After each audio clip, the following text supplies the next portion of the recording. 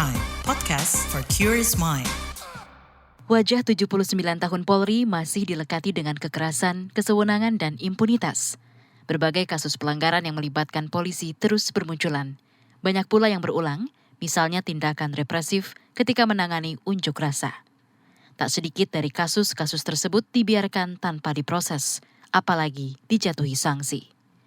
Keberadaan Polri saat ini dianggap kian menjauh dari semangat reformasi, bahkan berpotensi menjadi ancaman demokrasi. Tim Saga KBR memotret salah satu insiden yang menampilkan wajah represif Polri. Simak laporannya yang dibacakan Heru Haitami.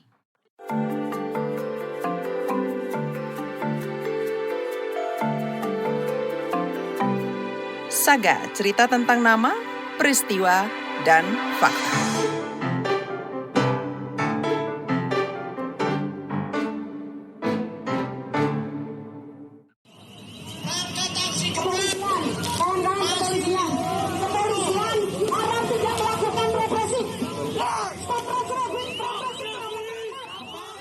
Aksi damai peringatan Hari Buruh 2025 di sekitar gedung DPR Jakarta berubah keos.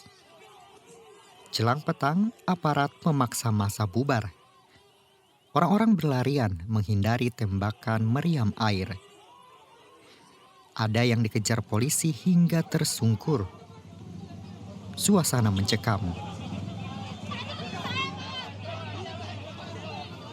Kevin berlari ke arah kerumunan yang tercerai-berai, mencari pengunjuk rasa yang terluka. Mahasiswa 22 tahun ini anggota tim medis, namun ia malah jadi sasaran. Lihat ada yang sobek kepalanya gitu.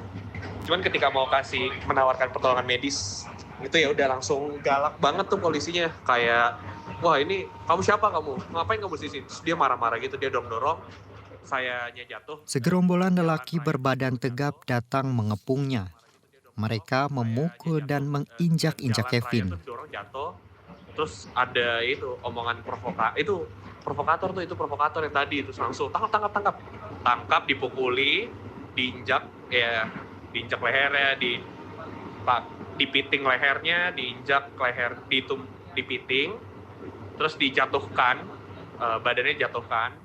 Darah mengalir dari hidungnya. Diinjek lehernya, dipakai lutut juga, pakai kaki juga, jadi 2 orang 2 kaki. Lalu dipukulin aja, badan, punggung, dada, semua kaki. Akhirnya udah malah makin keras lah polisinya. Makin dikeroyok kita, makin dipukulin, dipisahin, terus dipukulin lagi, diinjek-injek lagi. Kepalanya dipukul, dadanya dipukul, punggungnya dipukul. Habis itu tubuh Kevin makin lemah, tapi pukulan dan injakan tak mereda. Tiba-tiba seorang perempuan menyeruak di tengah pengeroyokan itu. Kak Oji, salah satu perempuan itu yang paralegal, dia datang, dia masuk ke dalam kerumunan polisi, terus pasang badan dia meluk saya langsung, dia peluk saya, dia lindungin saya, terus bilang udah pak, ini jangan dipukulin. Oji adalah nama panggilan Georgina Agustin. Pada saat itu pikiranku cuman ini takutnya Kevin mati gitu kan, karena keras banget gitu. Terus si Kevinnya muntah, kayak keluar cairan kuning gitu, muntah-muntah. Dia nggak bisa duduk gitu, maksudnya dia udah lemes gitu, kondisinya lagi ngambil napas gitu. Terus tiba-tiba entah dari mana ada yang si orang yang tadi itu bilang, udah angkut semuanya gitu.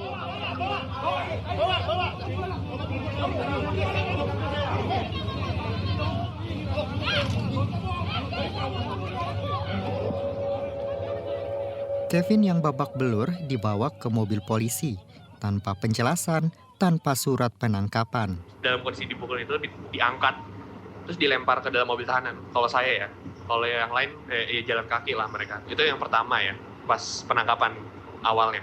Sedangkan Oji terjebak di kerumunan dikepung polisi. Terus ya udah, itu momen-momen di mana dia kena kekerasan seksual secara verbal, secara fisik juga dipegang badannya dia, tubuhnya dia tuh dipegang. Bahkan pakaian dalamnya BH-nya itu putus gitu talinya.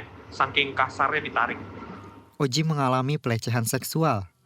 Masih lekat diingatannya makian-makian kasar yang terucap. Dan ternyata ada juga yang ngomong, telanjangin aja udah, telanjangin. Jadi serangkaian dengan kata-kata lonte, pukima, pere, udah telanjangin gitu. Ya di saat itu aku udah nggak mikirin gimana, cuma mikirin how to bertahan aja, survive gitu karena Selain Oji dan Kevin, ada puluhan korban kekerasan di aksi hari itu. Ada orang yang berhak ngomong gitu ke anak saya, nggak ada.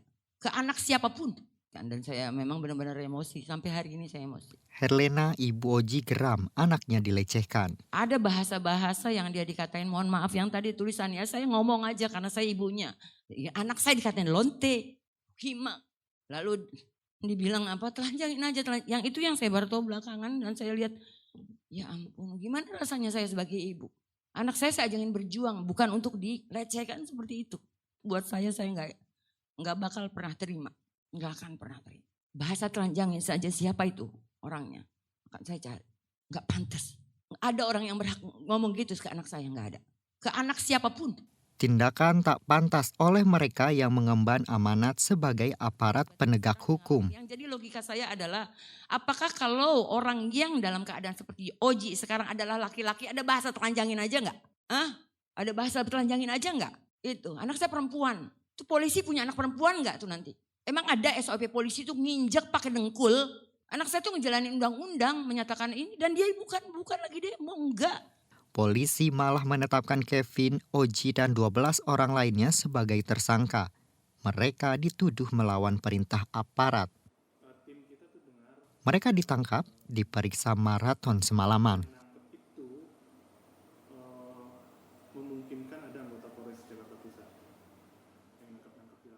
Andri Yunus dari tim advokasi untuk demokrasi TAUD menuturkan, beberapa orang diperiksa dalam kondisi sakit. Mereka digiring ke kantor polisi tanpa status.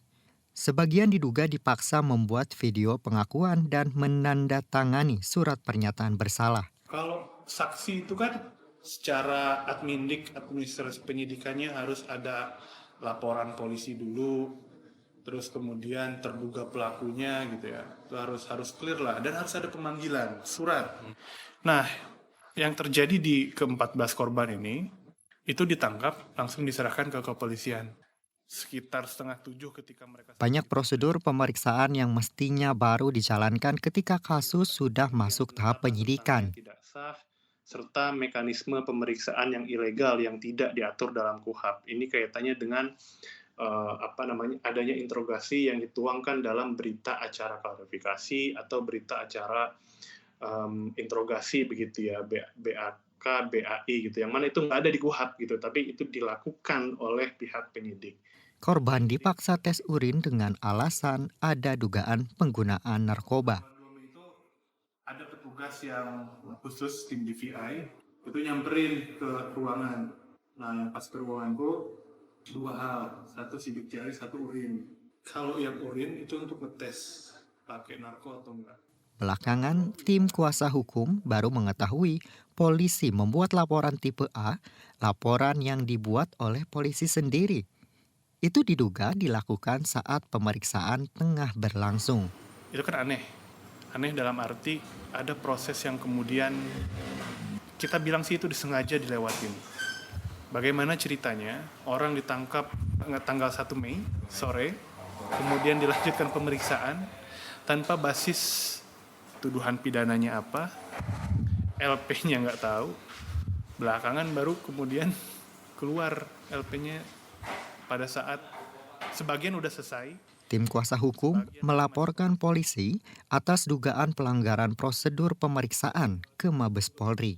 Rekan-rekan kalian, laporan yang kami ajukan hari ini bukan tanpa dasar. Kami memiliki sejumlah bukti penting dari... Polisi juga dilaporkan atas dugaan tindak penganiayaan dan kekerasan seksual atas aksi damai May Day di sekitar gedung DPR Jakarta. Ada banyak yang menunjukkan video-video kekerasan itu terutama pada saat mereka ditangkap di sekitar wilayah Ladoki gitu ya, di dekat flyover. Jadi terlihat jelas tindakan kekerasan yang dilakukan. Andri bilang pelaporan ini jadi momentum memutus rantai impunitas.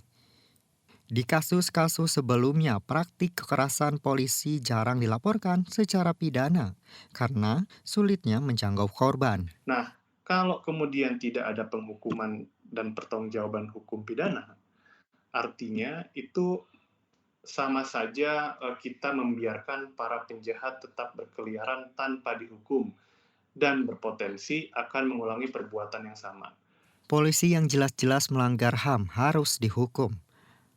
Pemberian sanksi etik ringan tak akan menimbulkan efek jera. Oleh karena itu, alasan kami melaporkan adalah untuk menghentikan pelaku-pelaku kekerasan yang berasal dari institusi kepolisian, terutama terhadap pelanggaran hak menyatakan pendapat di muka umum. Dalam konteks ini adalah hak untuk berdemonstrasi. KBR telah menghubungi Kepala Divisi Humas Mabes Polri Sandi Nugroho untuk menanyakan dugaan kekerasan aparat dan tindak lanjut laporan dari Taud. Namun Sandi tak merespons pesan singkat KBR. Kasus kekerasan polisi saat menangani unjuk rasa terus berulang. Kecaman dan kritikan publik dianggap angin lalu. Tak heran polisi sering jadi jawara lembaga paling banyak diadukan ke Komnas HAM. Sepanjang 2024 ada lebih dari 660 aduan. Menurut LSM HAM Kontras, dalam 100 hari pemerintahan Prabowo Gibran, ada 136 tindak kekerasan polisi, banyak kasus yang tak tuntas. Kontras juga mencatat ada 36 tindak penyiksaan yang dilakukan polisi sepanjang 2024. Ada 11 orang tewas dan 84 orang luka. Praktik kekerasan dinilai sudah mengakar di institusi kepolisian. Praktek yang dilakukan oleh kepolisian beberapa waktu terakhir ini menunjukkan perkembangan ke arah otoritarianisme policing. Ini adalah pengamat kepolisian dari Institute for Security and Strategic Studies, Bambang Rukminto. Praktek-praktek tersebut tentu mengganggu kebebasan berpendapat seperti salah satu ciri negara demokrasi ya. Penggunaan cara-cara intimidatif, represif ini tentu menjauh dari semangat reformasi 98. Memang sangat disayangkan sekali. Menurut Bambang, semestinya pucuk pimpinan Polri punya komitmen untuk menindak anggotanya yang melanggar. Maka kalau memang benar-benar polisi semakin profesional di hari ulang tahunnya yang ke-79, Kapolri sebenarnya bisa memerintahkan untuk segera menuntaskan atau mengusut kasus tersebut. Karena kepolisian ini memiliki perangkat yang sangat besar, kewenangan yang sangat besar. Apalagi di era sekarang. Praktik impunitas mencederai cita-cita profesionalitas Polri. Pengusutan pada pelanggaran personil yang tidak tuntas, kemudian penganuliran sanksi pada personil, bahkan promosi personil yang melakukan pelanggaran. Ini menunjukkan bahwa praktek-praktek impunitas itu memang masih kental di kepolisian. Polisi tidak boleh menjadi alat penguasa untuk menindas rakyatnya. Problemnya lagi-lagi apakah negara ingin membangun kepolisian yang lebih baik yang diharapkan oleh masyarakat atau hanya menggunakan kepolisian sebagai alat dari kekuasaan. Kalau seperti itu, ya kondisi kepolisian ke depan ya masih akan tetap sama dan akan semakin menunjukkan otoritarianisme kepolisian seperti itu. Demikian Saga KBR.